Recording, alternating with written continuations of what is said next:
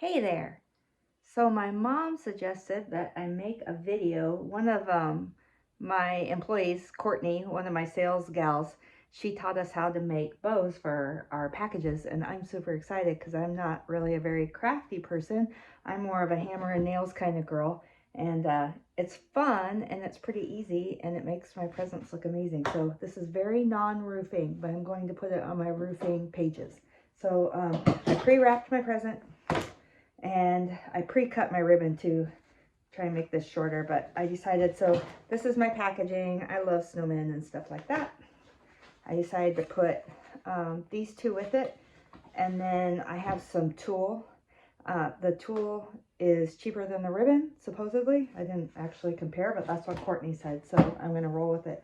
And so you can cut your cost down a little bit by wrapping the actual around the gift with the tulle. So that part's not brain surgery. I'm going around that way and then twisting it. It'd probably be easier if I had a box, but I'm wrapping pajamas. We do Christmas pajamas every Christmas Eve. So that's what this is. Oh, cut that, and then I'm just going to tie this in a knot. See how not gifted I am at this? All right, there we go.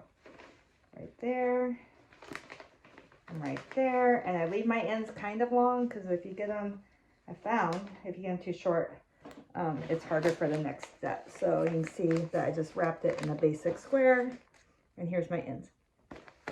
And then I pre-cut my ribbon. And what I did to decide how long, I've been doing 7 folds. And a lot of times I hold it up to my package to see how wide it is, and I've been basing it on that, or you figure it out as you go. But for this one, I decided that I was going to make it about that long, and I've been doing 7 folds, so just end over end, like 1, 2, 3, and that's how I decided how long it was going to be. And then I cut the other one that I want to do to the same length, and I'm just gonna put one on top of the other. Got a wire sticking out, it's being mean, so that it's like that. And I'm going to do the same thing. Just going to fold it end to end.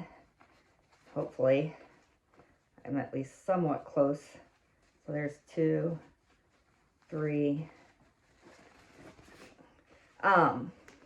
Hopefully there's 7. I've been doing 7. That's not what she said, but she said something like that. It depends on how big you want the bow to be. But if you do an odd number, I found it puts the raw ends at opposite ends of this so they don't come out on the same side. And you divide it by 2 basically to tell you how many hoops you're going to get on each end of it. And so that gives me 3 on each side, which makes for a pretty nice bow. So I have it like this, and then you find the halfway point when you fold that in half. And you take your scissors, if you have wired ribbon, which I do, and don't cut all the way here. Oh, I'm not going to be able to do this. So awkward. But across the wire, and not all the way to the halfway point, but a good chunk of the way in. My mom doesn't like this part because she says then you can't reuse the ribbon later. She uses a different method. So yeah, this pretty much makes it trash and you can't reuse it for another present. But so it's cut like that. And then that allows you to take this other ribbon or tulle or whatever you use, and I'll show you in a minute what I'm doing, and take it through those cuts, which holds it in place. And then you just tie that in a knot. And on some of them, I should have done it on this one, but she like put a pile of tulle folded up the same way underneath it, which makes it poof out from the bottom, and that's pretty cool too. Makes it pretty fancy. So now I've got it like that. I'm going to take, I don't know if you can tell or not, but I'm just pulling them apart. I'll give you a close-up in a minute. But so I'm just pulling all my loops out and separating all my colors. I took that end, the raw end, and I kind of bent it out of the way so it's not in the middle. So I did 3 folds on each side, which is giving me 3 of each color. And you can just do it with one. I'm trying to make it extra fancy, so I did 2. I bet you could do 3. then it'd be crazy fancy and expensive. I learned yesterday at Hobby Lobby, when you don't shop for ribbon when it's on sale, it's crazy expensive. So I probably overpaid, and I could be a smarter shopper in the future.